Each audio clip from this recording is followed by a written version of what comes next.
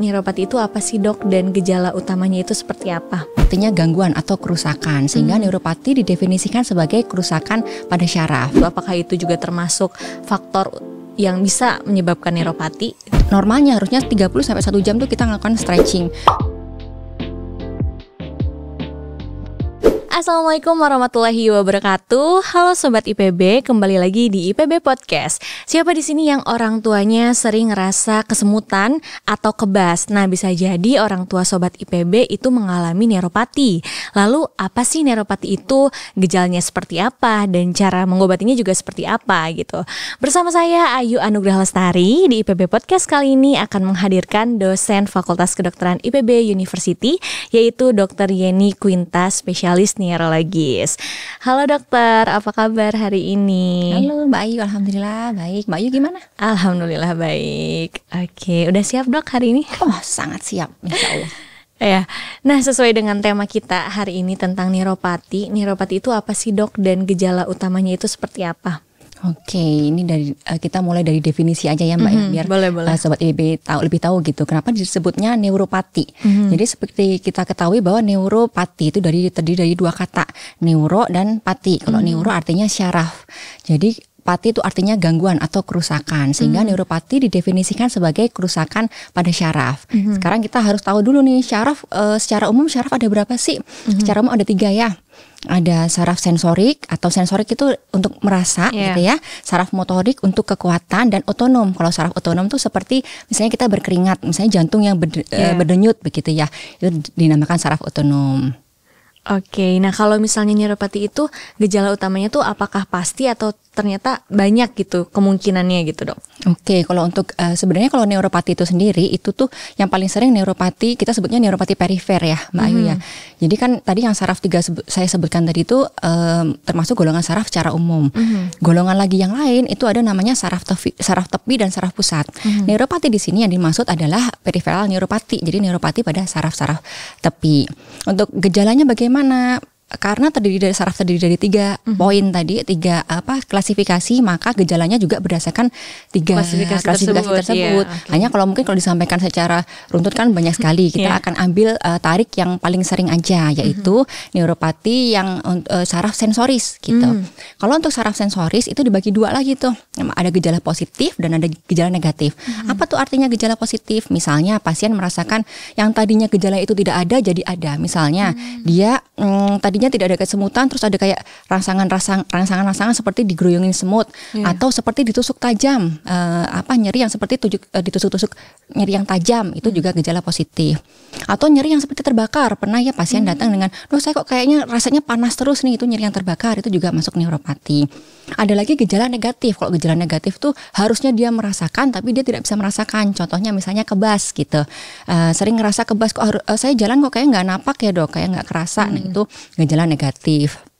Bisa juga yang gejala gini, jadi misalnya kita disentuh nih, itu secara normal pasien akan merasakan seperti disentuh gitu. Tapi pada kasus neuropati yang mengenai saraf sensorik, dia bisa merasakan sangat nyeri. Kita sebutnya dengan allodynia. Jadi harusnya rangsangannya rabat, rasanya nyeri. Ada lagi namanya hiperalgesia. Nyeri seperti ditusuk jarum nih. Rasa nyerinya ya ditusuk jarum itu seperti ya nyeri A lah gitu ya, nyeri di skala 1 misalnya.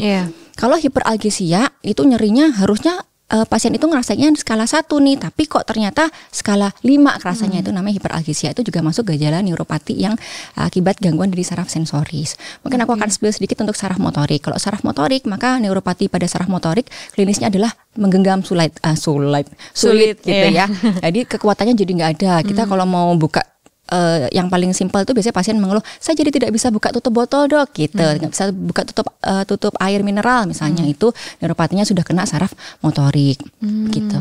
Oke, berarti kalau misalnya bisa disimpulkan neuropati ini tuh bukan sebuah penyakit ya, tapi kayak lebih ke gejala mungkin ya dok ya? Ya betul, jadi kalau neuropati memang kumpulan suatu sindrom ya, kausanya nanti banyak gitu.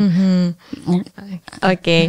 Nah terus kalau misalnya yang kita tahu nih sebagai orang awam, itu kan biasanya kejadian sama pasien lanjut usia gitu atau orang tua gitu kan ya. Tapi sebenarnya beresiko juga nggak sih dok untuk anak-anak usia muda atau misalnya mahasiswa nih sekarang yang lagi pada kuliah gitu untuk terkena neuropati ini? Oke, ini kita akan masuk ke penyebab gitu ya. Jadi boleh. Karena kita harus tahu penyebabnya dulu, maka kita akan tahu nih kira-kira kelompok usia berapa yang beresiko terkena. Jadi secara umum kalau neuropati perifer nomor 1 penyebabnya diabetes mellitus gitu ya, penyakit gula ya. Jadi pada diabetes mellitus itu terjadi komplikasinya itu ada 2 tuh, ada komplikasi yang namanya makro sama mikro. Kalau yang mikro tuh yang komplikasi dalam tanda kutip kecil tuh maksudnya ke syaraf-syaraf perifer. Jadi kita sebutnya neuropati diabetes gitu. Apakah bisa usia muda? Sekarang banyak sekali ya, banyak sekali kasus diabetes yang mungkin dulu ya Mbak Ayu ya. Kita tahu diabetes biasanya orang 50 tahun lah ke atas gitu, 45 paling tua, paling muda 50-an lah. Sekarang aku nemuin bahkan anak umur 2 tahun, 2 tahun lagi, 20 tahun, itu udah ada yang mengalami diabetes gitu. Perkembangan dari diabetes menuju neuropati itu kalau perkiraannya sekitar 3 sampai 5 tahun.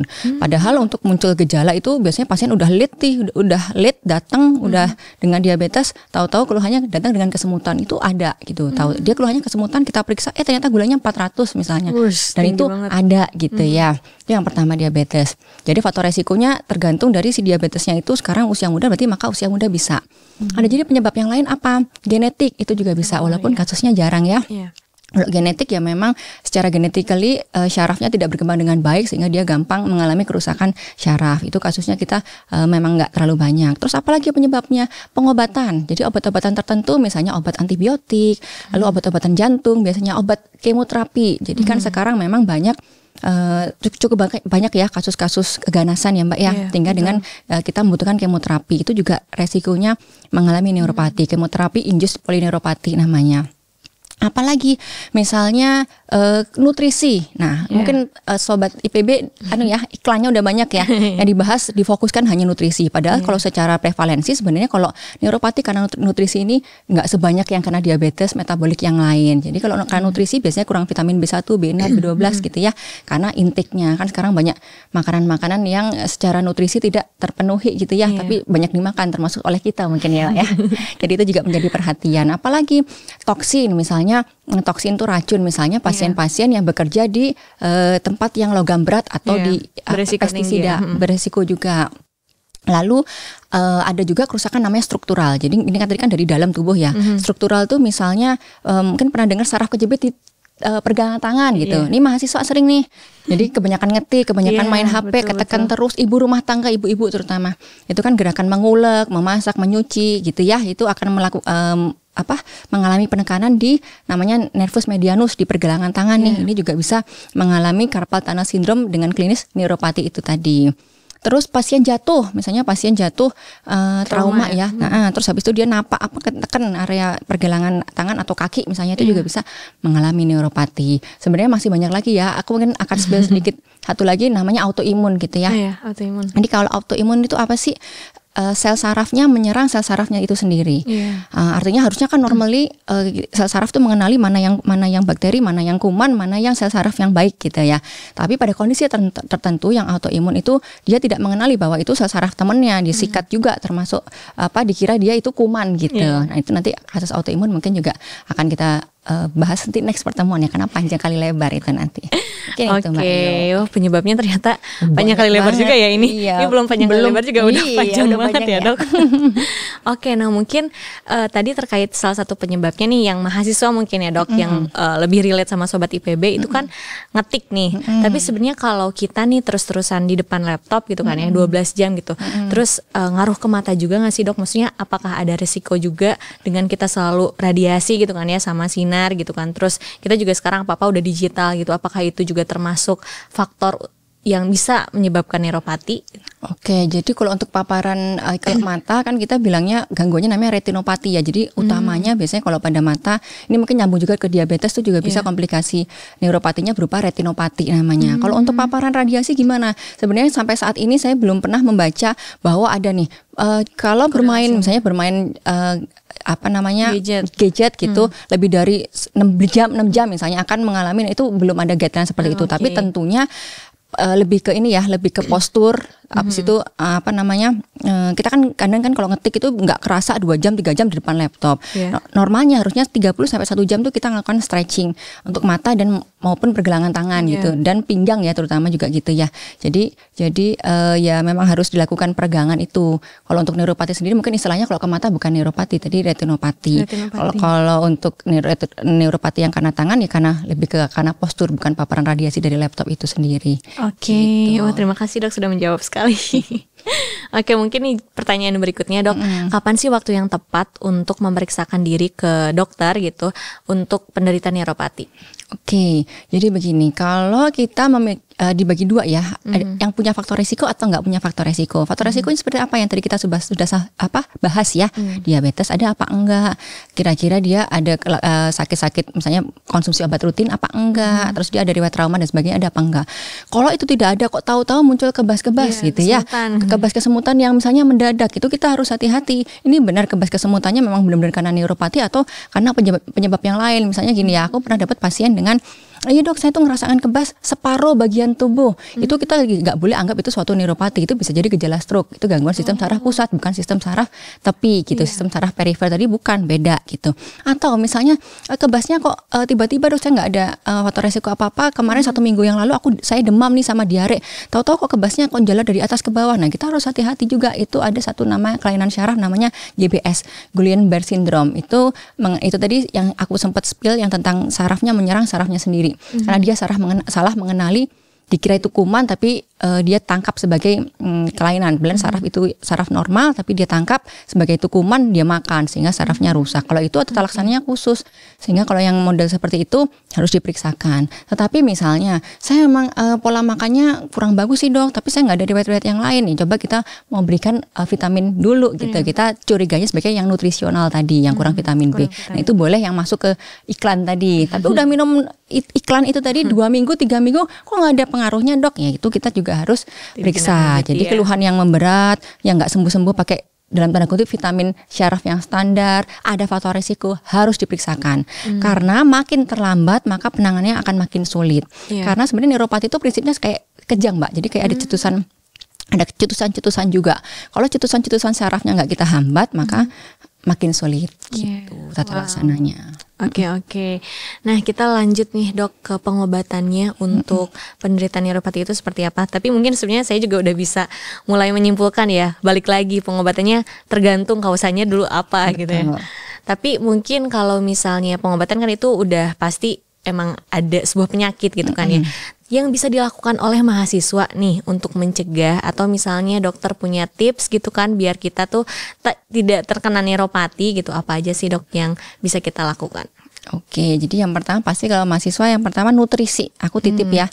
Nutrisi, merokok, alkohol juga tadi aku lupa sebutin. Alkohol juga faktor risiko neuropati ya. Jadi penggunaan alkohol jangka panjang, merokok itu juga termasuk faktor risiko. Jadi tentunya pola hidup sehat itu nomor 1. Itu sebenarnya nggak untuk neuropati aja ya, untuk semua gitu ya. Tapi itu memang kita perlu tekankan karena kurang vitamin B, kurangan asam folat itu juga bisa neuropati. Jadi yang pertama nutrisi dulu.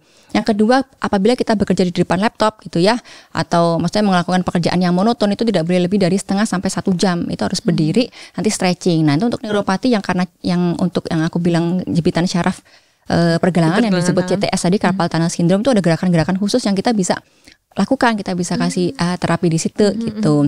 Kan pencegahan lebih baik daripada mengobati. Tapi kalau udah terlanjur gimana dong dok? Ya, yang tetap masuk lagi, kita harus atur nutrisinya dulu, atur yang stretchingnya latihan untuk CTS-nya, sama tambahannya bisa fisioterapi. Nanti untuk fisioterapi kita ada step-stepnya tuh sama dokter terapis, biasanya kita akan diarahkan gitu ya.